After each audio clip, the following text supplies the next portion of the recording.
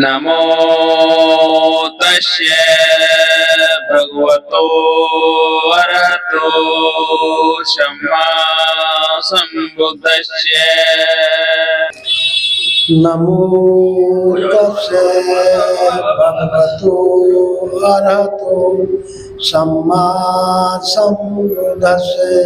नमो तस्य भगवतो अरहतो सम्मा सम्बुद्धस्य। नमो तस्से भगवतो अरहतो सम्मा सम्बुद्धस्से। नमो तस्य भगवतो अरहतो सम्मा सम्बुद्धस्य। नमो तस्से भगवतो अरहतो सम्मा सम्बुद्धस्से। नमो तस्य भगवतो अरहतो सम्मा सम्बुद्धस्य। बुद्धं नमामि बुद्धं नमामि धम्मं नमामि धम्मं नमामि संघं नमामि। संघं नमामि। प्रत्येक रविवार की भांति आज भी डॉक्टर अंबेडकर भवन दौलतपुरा में बुद्ध वंदना का आयोजन, जिसका शुभारंभ त्रिशरण और पंचशील।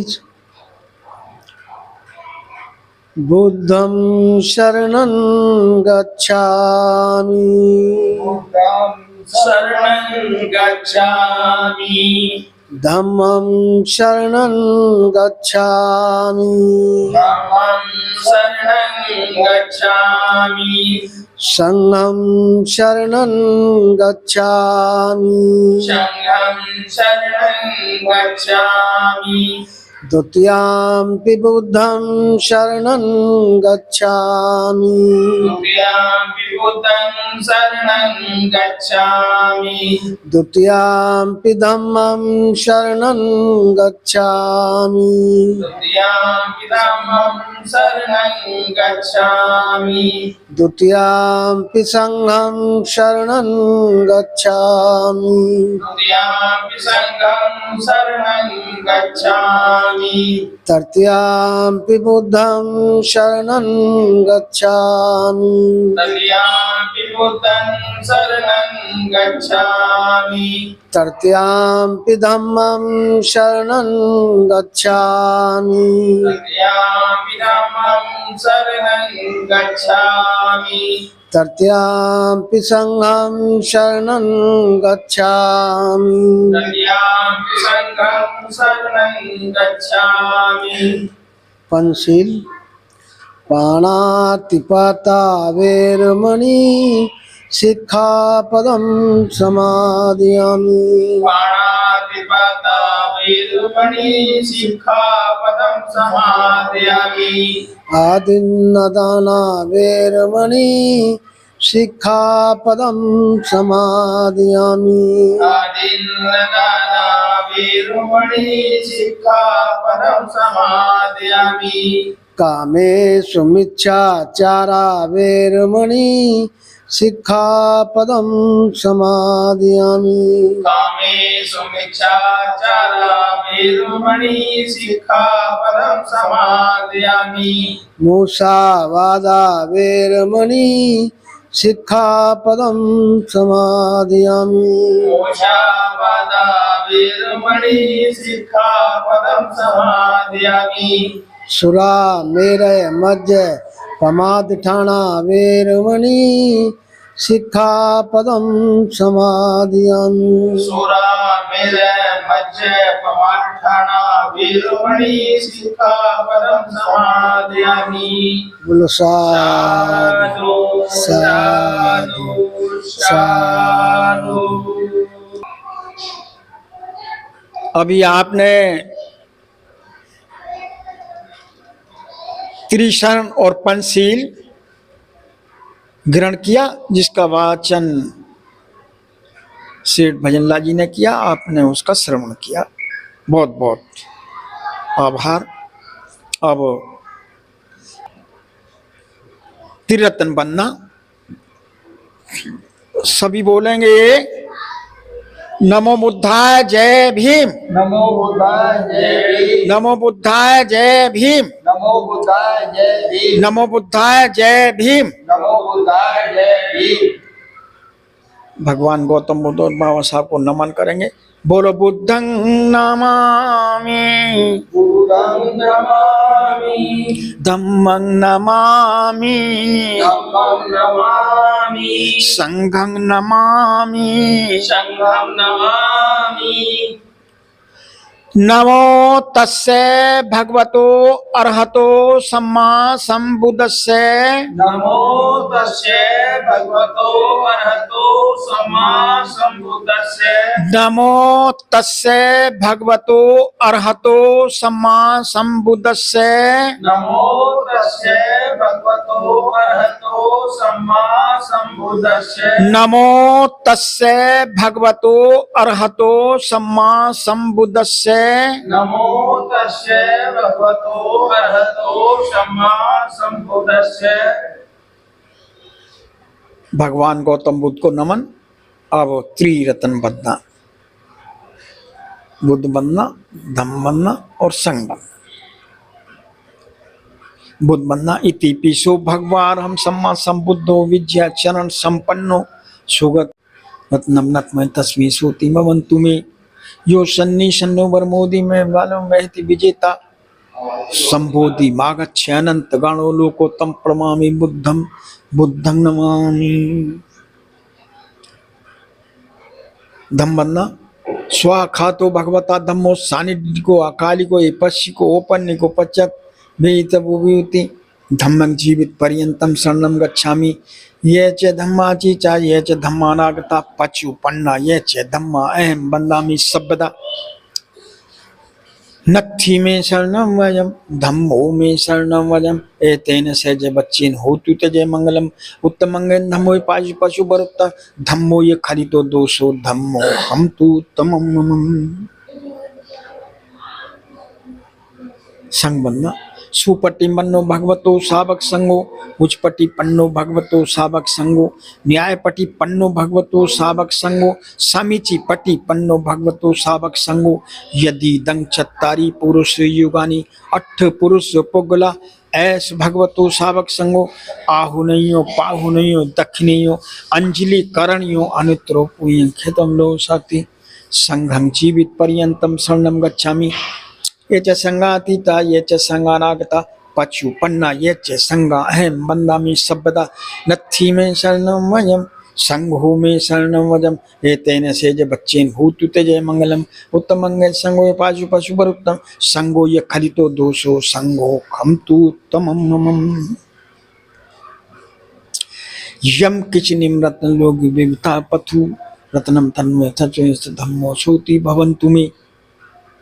यम किच निम्रत्नो विविता पतु रत्नम रत्न सत्व सोतु भवन्तु मे।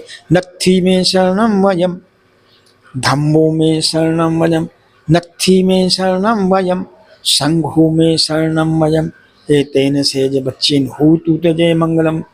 ईमाय धम्माधनु पटिपत्तियां बुद्धं पूजेमि ईमाय धम्माधनु पटिपत्तियां धम्मं पूजेमि ईमाय धम्माय धम्म पटिपत्तियां संघं पूजेमि।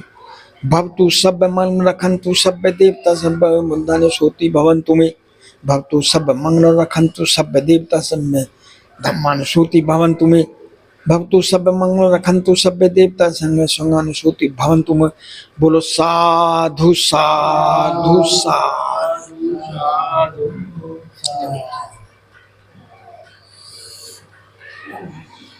बहुत बहुत साधुवाद हमारे धम्मोपासक श्रद्धेय बाबूलाल गौतम जी का, जिन्होंने त्रिरत्न वंदना जो कि पाली भाषा में थी, अब उसका हिंदी अनुवाद हमारे धम्मित्र श्रद्धेय विमाल सिंह जी। बुद्ध वंदना हिंदी रूपांतरण। है भगवान पूर्व बुद्धों की तरह सबके पूज्य सर्वश्रेष्ठ ज्ञान के ज्ञाता, सभी सद्विद्याओं और उनके आचरण से युक्त, सुंदर गति देने वाले, लोक लोकांतर के रहस्यों को जानने वाले सर्वश्रेष्ठ महापुरुष हैं। आदित्य सारथी की भांति राग द्वेष और मोह में फंसे हुए मानव को ठीक रास्ते पर लाने वाले देवताओं और मनुष्यों के शिक्षक, स्वयं बौद्धि स्वरूप और दूसरों को बौद्ध कराने वाले सर्वश्रेष्ठ, चित्त परिशुद्ध से युक्त तथा सभी कलेशों से मुक्त सबके पूज्य हैं। मैं जीवन पर्यंत बुद्ध की शरण जाता हूँ। मैं भूतकाल, वर्तमान काल व भविष्य काल में जितने भी बुद्ध हैं होंगे, मैं उन सब की सदा वंदना करता हूँ। मेरी दूसरी कोई शरण नहीं है, केवल बुद्ध ही उत्तम शरण है। इस सत्य वचन से मेरा जय और मंगल हो। जो संपूर्ण दोष और मल से रहित भगवान बुद्ध हैं, मैं उनकी पवित्र पद धूल की नतमस्तक होकर वंदना करता हूँ। यदि अज्ञानवश बुद्ध के प्रति कोई दोष हो गया हो तो बुद्ध उसको क्षमा करें। संसार में जितने भी रत्न विद्यमान हैं, उनमें से बुद्ध के समान कोई भी रत्न नहीं है। अतः मेरा कल्याण हो। बोधि वृक्ष के नीचे बैठकर जिन्होंने कामदेव की असंख्य सेना को हराया और ज्ञान प्राप्त करके बुद्धत्व लाभ किया, मैं ऐसे उत्तम बुद्ध को प्रणाम करता हूँ। धम्म वंदना। भगवान बुद्ध ने अनुभव की कसौटी पर कसकर सुंदर ढंग से धम्म का वर्णन किया है। यह धम्म देखने और परखने योग्य है, सभी देशों व श्रमों में आचरण करने योग्य है। यह धम्म निर्वाण तक पहुँचाने वाला है। आओ इसे देखें और परखें। यह धम्म विद्वान लोगों द्वारा स्वयं अनुभव करने योग्य है। मैं जीवन पर्यंत धम्म की शरण जाता हूँ। मैं भूतकाल, भविष्य काल व वर्तमान काल के बुद्धों द्वारा उपदिष्ट धर्मों की सदा वंदना करता हूँ। मेरी दूसरी कोई शरण नहीं, केवल धम्म ही उत्तम शरण है। इस सत्य वचन द्वारा मेरा जय मंगल हो। मैं व्यवहार और परमार्थ के लिए श्रेष्ठ धर्म की नतमस्तक होकर वंदना करता हूँ। यदि अज्ञानवश मुझसे कोई दोष हो गया हो तो धर्म मुझे क्षमा करें। संसार में जितने भी रत्न विद्यमान हैं, धर्म रत्न के समान कोई दूसरा रत्न नहीं है। इस सत्य वचन से मेरा कल्याण हो। 8 अंगों वाला यह धम्म मानव के लिए श्रेष्ठ और आचरणीय है। ऐसे मोक्षदायी धम्म को मैं प्रणाम करता हूँ। संघ वंदना। भगवान का श्रावक संघ सुमार्ग पर चलने वाला है, सीधे मार्ग पर चलने वाला है, न्याय सत्य ज्ञान के मार्ग पर चलने वाला है तथा सोच विचार कर उचित मार्ग पर चलने वाला है। यह संघ 4 युगलों और 8 पुरुष पदगलों से युक्त है। यह आमंत्रित करने योग्य है, अतिथि बनाने योग्य है, दान देने योग्य है और हाथ जोड़कर वंदना करने योग्य है। ऐसे संघ लोक के लिए सर्वोत्तम पुण्य क्षेत्र है। मैं जीवन पर्यंत ऐसे संघ की शरण जाता हूँ जो भूतकाल, भविष्यकाल तथा वर्तमान काल में जो बुद्ध शिष्य संघ हैं, मैं उन सब की वंदना करता हूँ। मेरी दूसरी कोई शरण नहीं है, केवल संघ ही उत्तम शरण है। इस सत्य वचन से मेरा जय मंगल कल्याण हो। मैं मन, वाणी और कर्म से पवित्र संघ की नतमस्तक होकर वंदना करता हूँ। यदि अज्ञानवश संघ के प्रति मुझसे कोई दोष हुआ हो तो संघ उसको क्षमा करें। संसार में जो भी रत्न विद्यमान है, संघ के समान कोई भी रत्न नहीं है। अतः मेरा कल्याण हो। संघ विशुद्ध, दक्षिणा देने योग्य है, अनेक प्रकार के गुणों से युक्त संघ को मैं प्रणाम करता हूँ। साधु साधु साधु।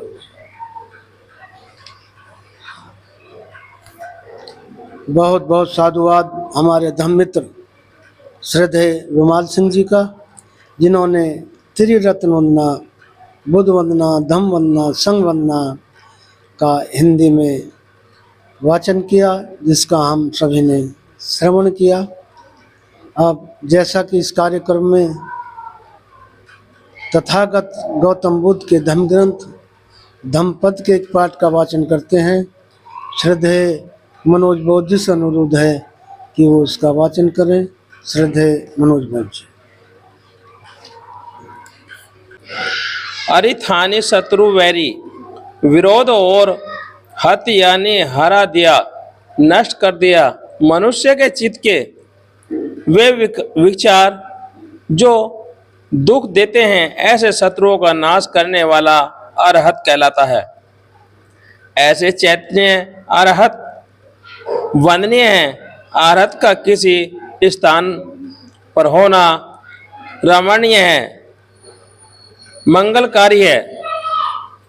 उनकी संगति मौजूदगी मात्र से ही सकारात्मक सुख शांति की तरंगे बहती हैं। धारा पावन हो जाती है।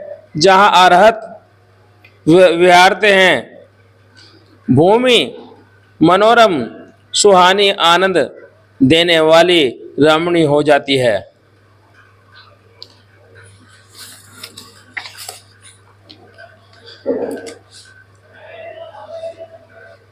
सामान्य लोग रमणीय और आरण्य में नहीं रहते।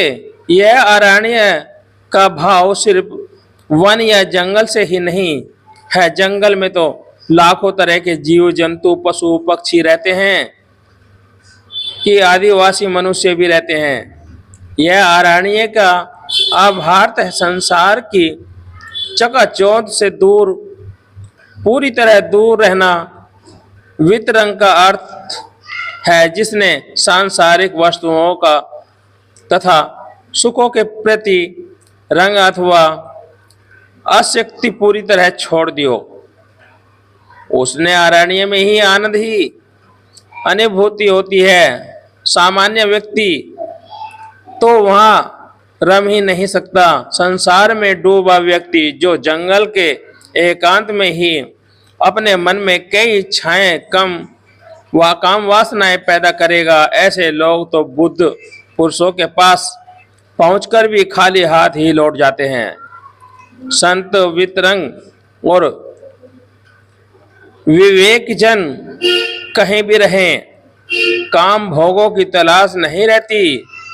वह अत्र मूर्ख होकर रंग दोष मोह से दूर रहकर ध्यान साधना में रत रहता है, निर्मल रहता है। धम्मपद के 8वें अध्याय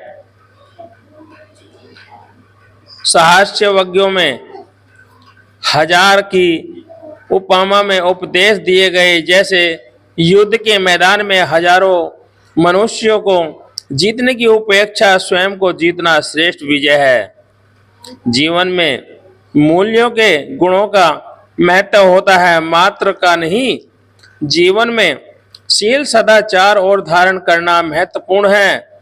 सिर्फ प्रवचन भाषण और वस्त्र है और दुराचारी ऐश्यामी के 100 वर्ष के जीने के शीलवान और सदाचारी प्रज्ञावान का एक ही दिन जीवन श्रेष्ठ है।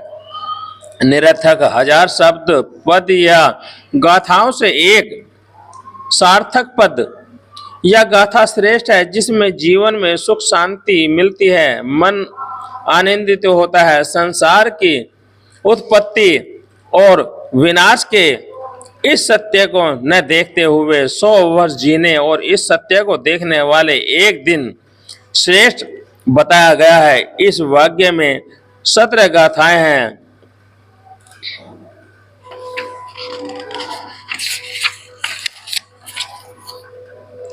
मन की सुख शांति के लिए विद्वान होना या बहुत किताबी शास्त्रीय ज्ञान की जरूरत नहीं है, लेकिन सत्य वचन भले ही कम हो, उसे जीवन का रूपांतरण होता है। जीवन सदाचार के मार्ग पर चलता है, मन शांत रहता है। मनुष्य के मन में मस्तिष्क में कई बार एक पद या शब्द ऐसी अमिट छाप छोड़ जाता है कि उसका जीवन ही बदल जाता है।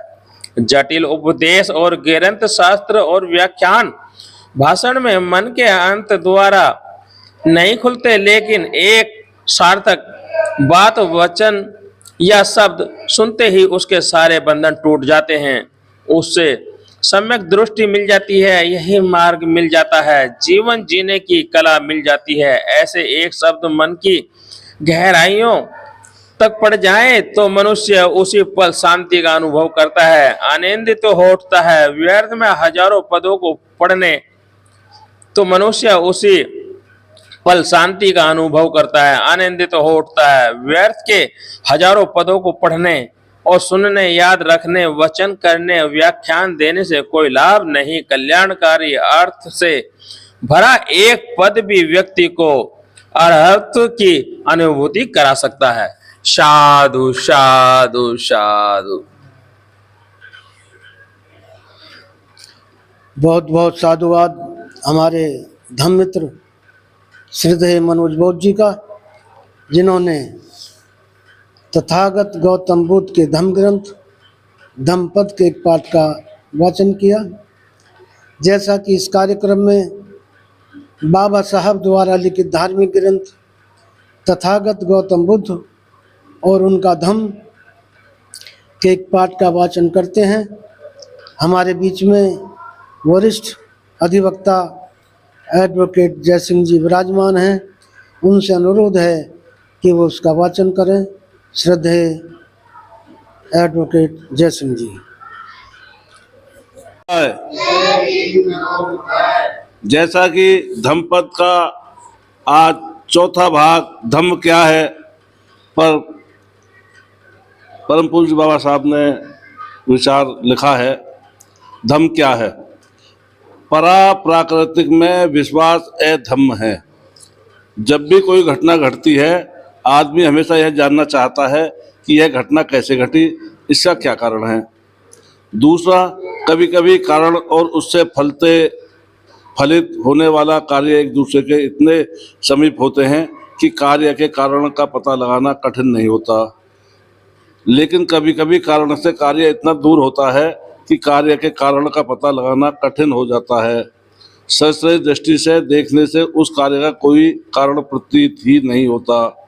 तब प्रश्न पैदा होता है कि अमुक घटना कैसे घटी। इसका बड़ा सरल सीधा सादा उत्तर है कि घटना किसी प्राकृतिक कारण से घटी, जिसे बहुधा करिश्मा या प्रतिहार्य भी कहा जाता है। बुद्ध के कुछ पूर्वजों ने इस प्रश्न के विविध उत्तर दिए हैं। प्रकुद कच्चान यह मानता है कि हर कार्य का कारण होता है। उसका मत था कि घटनाएं बिना किसी कारण के ही घटती हैं।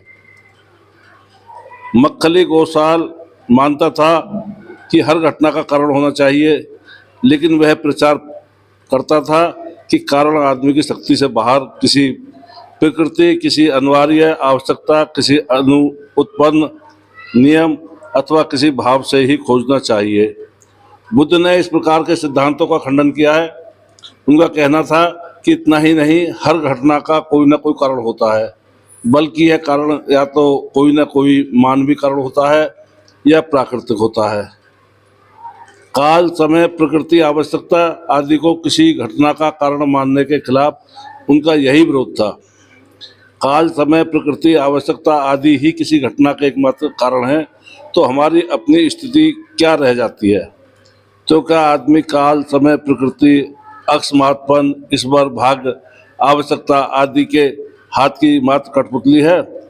यदि आदमी स्वतंत्र नहीं है तो उसके अस्तित्व का ही क्या प्रयोजन है? यदि आदमी प्राकृतिक में विश्वास रखता है तो उसकी बुद्धि का ही क्या प्रयोजन है? यदि आदमी स्वतंत्र है तो हर घटना का या तो कोई मानवीय कारण होना चाहिए या प्राकृतिक कारण। कोई घटना ऐसी हो ही नहीं सकती जिसका प्राकृतिक कारण हो। यह संभव है कि आदमी किसी भी घटना के वास्तविक कारण का पता न लगा सके, लेकिन यदि वह बुद्धिमान है तो किसी न किसी दिन पता लग ही लेगा। प्राकृतिकवाद का खंडन करने में बुद्ध के 3 हेतु थे।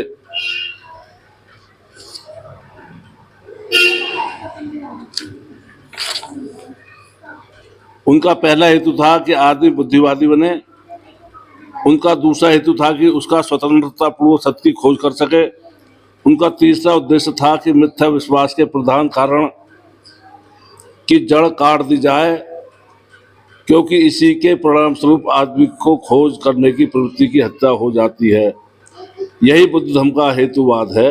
यह हेतुवाद बुद्ध धर्म का मुख्य सिद्धांत है। यह बुद्धिवाद को शिक्षा देता है, और बुद्ध धर्म यदि बुद्धिवादी भी नहीं है तो फिर कुछ नहीं है। यही कारण है कि पराप्रकृति की पूजा अधर्म है। ईश्वर में विश्वास धम्म है। इस संसार को किसने पैदा किया, यह एक सामान्य प्रश्न है। दुनिया को ईश्वर ने बनाया, इस प्रश्न का वैसा ही सामान्य उत्तर है। ईश्वर में कुछ नैतिक गुण भी बताए जाते हैं। ईश्वर को शिव भला कहा जाता है, ईश्वर को न्यायी कहा जाता है, ईश्वर को दयालु कहा जाता है। ईश्वर अज्ञात है, अदृश्य है। कोई यह सिद्ध नहीं कर सकता कि संसार को ईश्वर ने बनाया। संसार का विकास हुआ है, निर्माण नहीं हुआ। जिन कारणों से बुद्ध ने ईश्वर अस्तित्व के सिद्धांत को अस्वीकार किया वे अनेक हैं। उनका तर्क था कि ईश्वर के अस्तित्व का सिद्धांत सत्य असत्य नहीं है।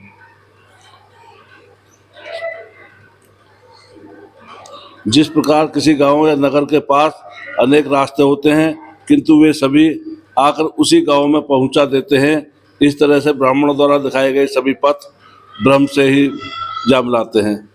तथागत ने प्रश्न किया, तो वासेटु तुम्हारा क्या यह कहना है कि वे सभी मार्ग सही हैं? वासेटु बोला, श्रमण गौतम, हाँ मेरा यही कहना है। उपस्थित धम्मोपासक और बौद्ध विहार में उपस्थित सभी उपासकों से मेरा निवेदन है कि हम परम पूज्य बाबा साहब द्वारा बताए गए बुद्ध धर्म जो भारतीय बौद्ध महासभा सभी प्रदेशों में और केंद्र के लेवल पर विश्व में भी और देश में भी और प्रदेशों में भी और सभी जिलों में और सभी नगरों में और सभी वार्ड मोहल्लों में बाबा साहब ने जो हमें तथागत द्वारा बताए गए धम्म पर चलने का आह्वान किया है,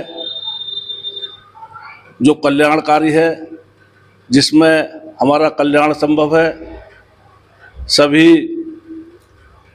मानव, सभी प्राणी, सबका कल्याण ही तथागत के द्वारा बताए हुए मार्गों पर, चाहे धम्म है, चाहे जीवनचर्या है और शील समाधि प्रज्ञा है और इस सब के द्वारा अष्टांगिक मार्ग है, जीवन में जीने का सीधा सरल उपाय, ना कोई झगड़ा ना फसाद, जो तुम्हें कल्याणकारी है, जो अच्छा है उसे मानो और मानने से पहले भी जान लो।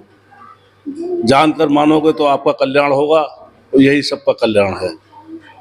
क्योंकि मुझे तो जाना भी है, मैं एक निवेदन सभी उपस्थित साथियों से करता हूं कि भारतीय बौद्ध महासभा उत्तर प्रदेश का 3 दिवसीय अधिवेशन, भारतीय बौद्ध महासभा उत्तर प्रदेश का प्रदेश कार्यालय मौजपुर खुर्जा, जो रेलवे स्टेशन खुर्जा और शहर जंक्शन के बीच में उपस्थित है। ज़्यादातर सभी लोगों ने देखा है, सभी लोग गए हैं वहाँ। तो 6, 7, 8 तीनों दिन खान पान रहन सहन की वहाँ व्यवस्था है। पूरे प्रदेश के उपासक वहाँ आए हुए हैं और मेरा निवेदन 3 दिन अवसर नाम ले तो 7 में 8 में या एक दिन साधन की व्यवस्था भी हो जाएगी। शहर से जो जाने वाले होंगे किसी भी तरीके से, तो 6, 7, 8 में से एक दिन तो कम से कम वहाँ पहुँचें, देखें आए वहाँ कि बौद्ध महासभा क्या कार्य कर रही है, क्या सही है, क्या कैसे। वहाँ पर कृषि इंटर कॉलेज चल रहा है जिसमें 30 से अधिक कमरे हैं, प्रयोगशाला है, गेस्ट हाउस है, अभी अभी गेस्ट हाउस बना है सबके धम्मदान के द्वारा। जनपद गौतम बुद्ध नगर से करीब 25 लाख की राशि एकत्रित होकर वहाँ गई है। जनपद गाजियाबाद से भी लगभग 15 लाख रुपए गए हैं। जिन लोगों ने 10,000 रुपये या उससे अधिक धम्मदान दिया है उनका नाम शिलापट पर हैं और वो सब शिलापट लग गए हैं। वो गेस्ट हाउस बना है। पूरे प्रदेश के जो भी सब जिलों से उपासक वहाँ रात्रि विश्राम कर सकते हैं, रह सकते हैं। क्योंकि इंटर कॉलेज को अभी कृषि विद्यालय बनाने का उनका व्यवस्था है। तो मेरा निवेदन है कि कोई साथी यदि 10,000 रुपये से अधिक दे तो उनका नाम शिलापट पर आ जाएगा। और भारतीय बौद्ध महासभा की आजीवन संस्था 3,000 रुपये की है। कोई लेना चाहें तो ले लें। और साधारण सदस्यता मात्र 50 रुपये वार्षिक है। जय भीम, नमोदाय, साधुवाद, साधु साधु साधु साधु। बहुत बहुत साधुवाद हमारे वरिष्ठ अधिवक्ता एडवोकेट जयसिंह जी का, जिन्होंने बौद्ध महासभा के विषय में, कार्यक्रम के विषय में जानकारी दी और बाबा साहब द्वारा लिखित धार्मिक ग्रंथ तथागत गौतम बुद्ध और उनका धम्म के एक पाठ का वाचन किया। बहुत बहुत साधुवाद। आप हमारे धम्मोपासक मनोज बोध जी सम्राट अशोक के विषय में बतलाएंगे। श्रद्धेय मनोज बोध जी। नमो बुद्धाय जय भीम। नमो बुद्धाय जय भीम। नमो बुद्धाय जय भीम। महान सम्राट अशोक। सम्राट अशोक भारतीय इतिहास के अतुल्य महान शासक थे। मौर्य साम्राज्य के तीसरे शासक सम्राट अशोक ने 269 ईस्वी में 232 ईसा पूर्व तक भारत के सभी महाद्वीपों पर शासन किया था। सम्राट अशोक मौर्य साम्राज्य के संस्थापक और चंद्रगुप्त मौर्य के पोते थे। वे इतिहास के सबसे शक्तिशाली और दूरदर्शी योद्धाओं में से एक थे। सम्राट अशोक का जन्म 304 ईसा पूर्व में पाटलिपुत्र पटना में हुआ था। उनके पिता का नाम राजा बिंदुसार मौर्य और माता का नाम महारानी धर्म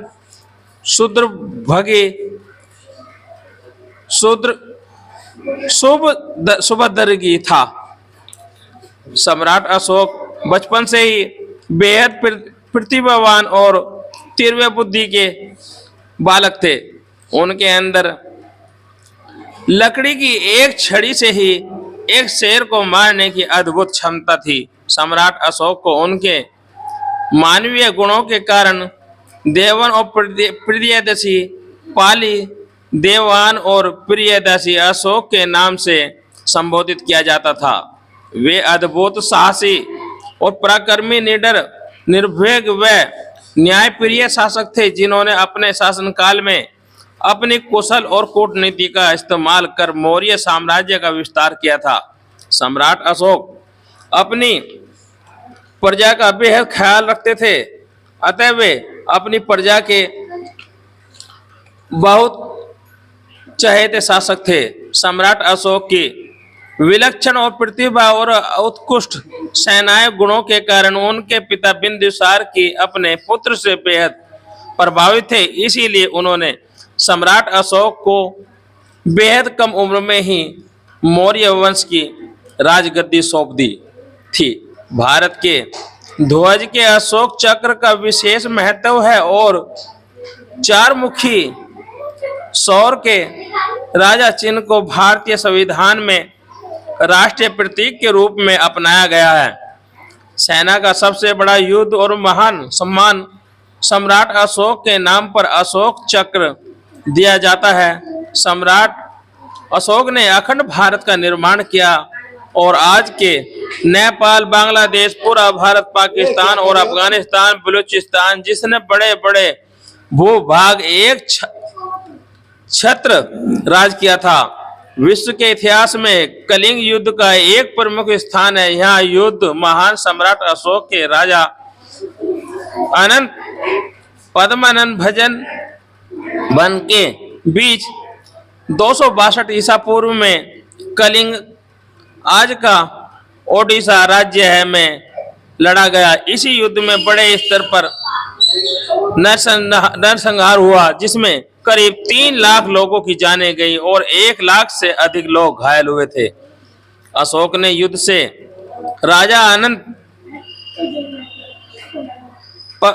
पद्मानंद भन को पराजित कर कलिंग पर विजय प्राप्त की और मौर्य साम्राज्य में इसे मिला लिया। परंतु इस युद्ध के विनाशकारी पराक्रमी को देखकर सम्राट अशोक ने अन्य शस्त्र त्याग कर बौद्ध धर्म को अपनाया।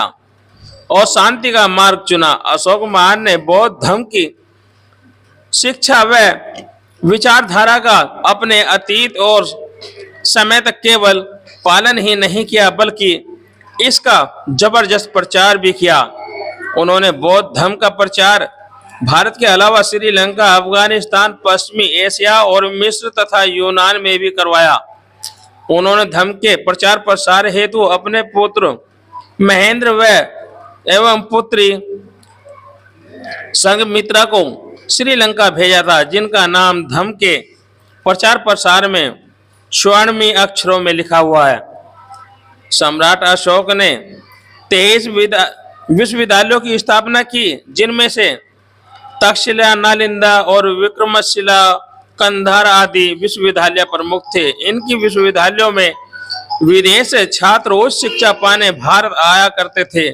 सम्राट अशोक के शासनकाल में विश्व के बुद्धिजीवी और इतिहासकार भारतीय इतिहास का स्वर्णमय काल मानते हैं। इस समय में भारत को बौद्धिक दृष्टि से विश्व गुरु और सर्वस्त्र और खुशहाली एवं घनत्व के लिए सोने की चिड़िया के नाम से जाना जाता था।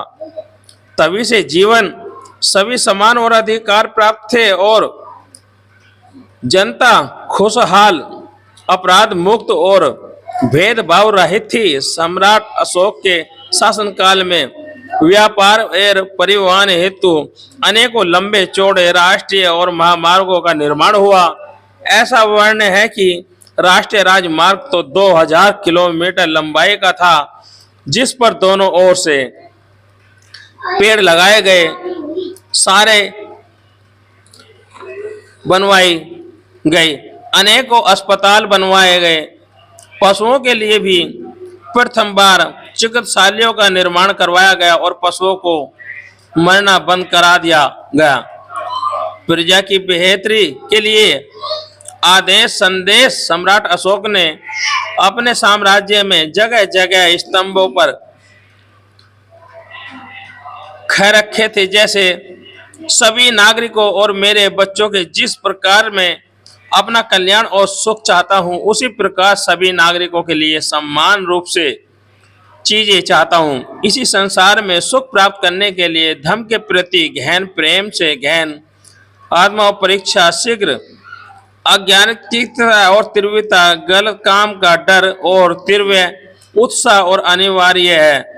मेरे साम्राज्य में मेरे संदेश के परिणाम स्वरूप धर्म के प्रति सम्मान और प्रेम दिन व दिन बढ़ता गया और वृद्धि जारी रही। इसके लिए नियम है कि धर्म के अनुसार शासन करना, धर्म के अनुसार न्याय करना, लोगों के जीवन को खुशहाल बनाना व इसमें वृद्धि करने के लिए धर्म का पालन करना और धर्म के अनुसार नागरिकों की रक्षा करना। अशोक महान ने जहां जहां भी अपना साम्राज्य स्थापित किया, वहां वहां अशोक स्तंभ बनवाए। उन्होंने 84,000 बौद्ध स्तूपों का निर्माण करवाया था। इसके अतिरिक्त सम्राट अशोक ने लाखों बुद्ध विहार और चैत्य एवं टीलों का निर्माण करवाया।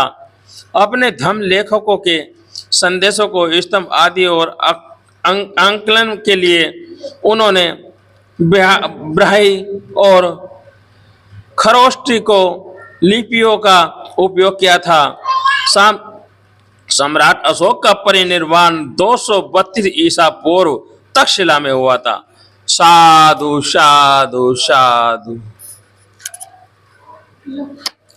बहुत बहुत साधुवाद हमारे धर्ममित्र मनोज बौद्ध जी का, जिन्होंने महान सम्राट अशोक के विषय में प्रकाश डाला, जिन्होंने बौद्ध धर्म के प्रचार प्रसार में बहुत बड़ा योगदान दिया। कार्यक्रम समापन की ओर मंगल कामना सभ्य सत्ता के पश्चात सभी पुष्प अर्पित करेंगे। आज की बुद्ध वंदना का आयोजन हमारे वरिष्ठ समाज सेवी विजय करेन सर्विस के प्रोप्राइटर श्रद्धेय आर.पी. सिंह जी के परिवार द्वारा किया जा रहा है। बहुत बहुत साधुवाद। अगले रविवार 5 अप्रैल को बुद्ध वंदना का आयोजन हमारे धम्मोपासक श्रद्धेय बाबूलाल गौतम जी के द्वारा किया जाएगा। उनका भी बहुत बहुत साधुवाद। अब मंगल कामना। धम्म मित्रों और बच्चों शांतिपूर्वक बैठ जाएंगे। अब सभी की मंगल के लिए, सभी की मंगल कामना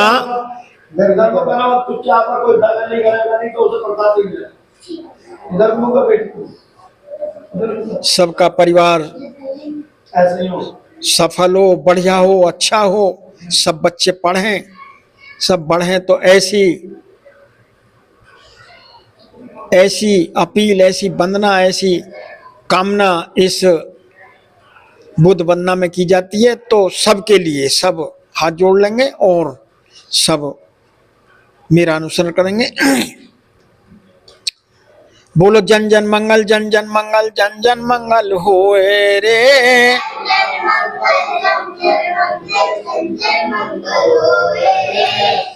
बोलो जन जन मंगल, जन जन मंगल, जन जन मंगल होए रे।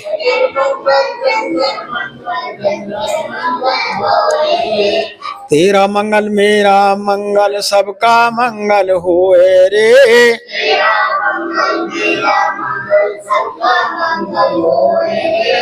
सबका मंगल, सबका मंगल, सबका मंगल होए रे।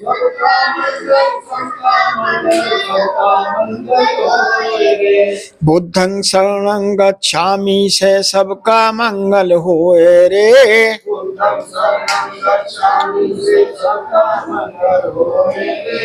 धम्मं शरणं गच्छामि से सबका मंगल होए रे।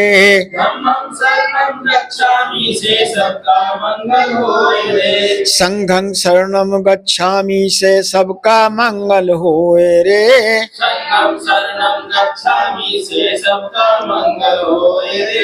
पंचशील के पालन से भी सबका मंगल होए रे।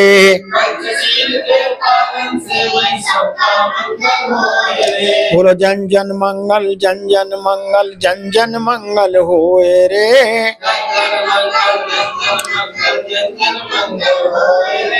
तेरा मंगल मेरा मंगल, सबका मंगल होए रे।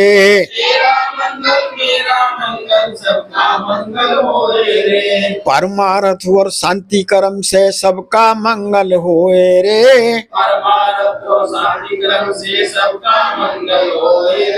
सच्चे सच्चे कर्मों से भी सबका मंगल होए रे।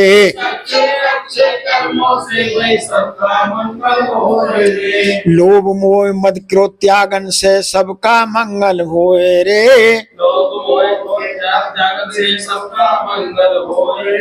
अहम बंधामी सबदा से सबका मंगल होए रे।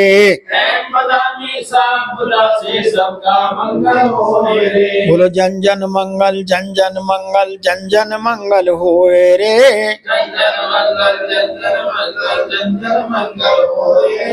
तेरा मंगल मेरा मंगल, सबका मंगल होए रे।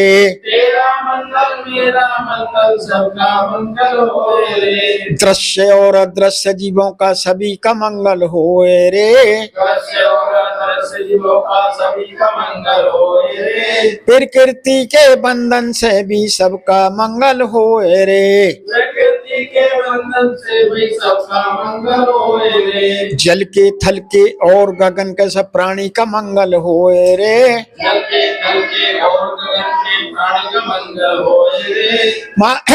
पाल पोस के बढ़ा किया भाई माता पिता का मंगल होए रे।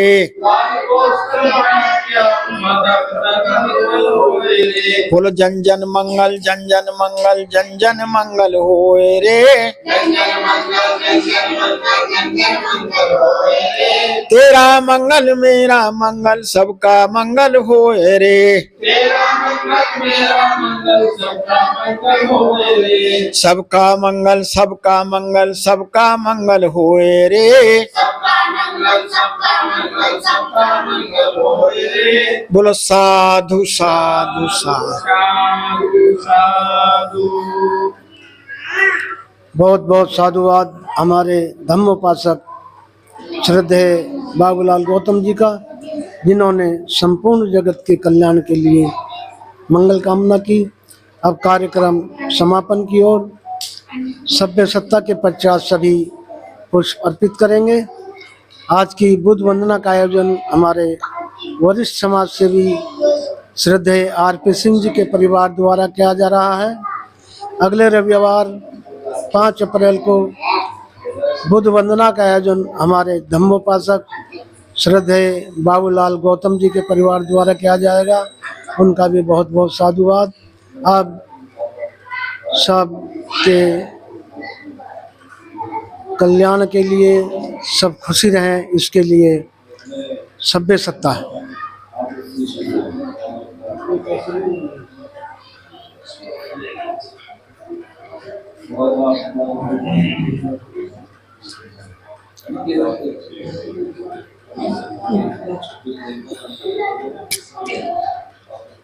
सभ्य सत्ता सुखी होन्तु, सभ्य होन्तु चखेमिनो,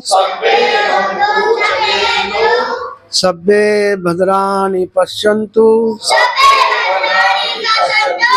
मा किंचै दुःखमागमा। सभ्य सत्ता सुखी होन्तु, सभ्य होन्तु चखेमिनो, सभ्य भद्राणि पश्यन्तु, मा किंचै दुःखमागमा। सभ्य सत्ता सुखी होन्तु, सभ्य होन्तु चखेमिनो, सभ्य भद्राणि पश्यन्तु, मा किंचै दुःखमागमा। सभी प्राणी सुखी हों, सभी कुशल और क्षेम से रहें, सभी अच्छे और भलाई के कार्य करें, सभी स्वस्थ रहें, निरोग रहें, प्रसन्न रहें। इसी के साथ आज का बुद्ध वंदना का आयोजन समापन। बुद्धं नमामि धम्मं नमामि संघं नमामि।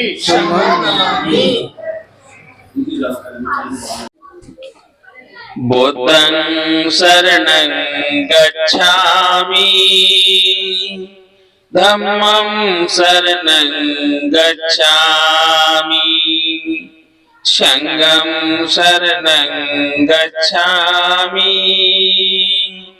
द्वितीयंपि बुद्धं शरणं गच्छामि, द्वितीयंपि धम्मं शरणं गच्छामि, द्वितीयंपि संघं शरणं गच्छामि। तृतीयंपि बुद्धं शरणं गच्छामि, तृतीयंपि धम्मं शरणं गच्छामि, तृतीयंपि संघं शरणं गच्छामि। बुद्धं शरणं गच्छामि, धम्मं शरणं गच्छामि, संघं शरणं गच्छामि, द्वितीयंपि बुद्धं शरणं गच्छामि। करुणा के सागर तथागत बुद्ध और विश्वरत्न बाबा साहब के श्री चरणों में पुष्पांजलि अर्पित करते हुए आज बुद्ध वंदना के पावन समय के अवसर पर नित्य प्रति की भांति आज के दिन बुद्ध वंदना का कार्यक्रम दौलतपुरा बुद्ध विहार में संपन्न हो रहा है। और ये नित्य प्रति होता है। भजन लाल जी हमारे इसके लिए दिन प्रतिदिन चिंतित रहते हैं, स्वास्थ्य खराब होने के बावजूद भी नित्य उपस्थित रहते हैं। हमारे बीच सम्मानित आदरणीय बाबूलाल जी जो बुद्ध वंदना कराते हैं, कृपाल सिंह जी, मनोज जी और वरिष्ठ अधिवक्ता जय सिंह जी, सभी साथी हमारे यहाँ बुद्ध वंदना में प्यारे बच्चे भी शामिल होते हैं। आज मैं बड़ी पीड़ा में हूँ। मेरे एक मित्र मोहनलाल जो दनकौर का रहने वाला, हैंडीकैप, उसकी पत्नी भी हैंडीकैप, उसका बेटा एक्सीडेंट हो गया और उसके बेटा का आज अंतकाल हो गया। मैं बड़ा पीड़ित हूँ और मैं तथागत से निवेदन करता हूँ कि उसके परिवार और उसको समृद्धि दे, उसे शांति दे, सांत्वना दे। इन्हीं शब्दों के साथ आज मैं अपनी वाणी को विराम देता हूँ। जय भीम, नमोदाय, साधु साधु साधु। चलो चलो चलो चलो।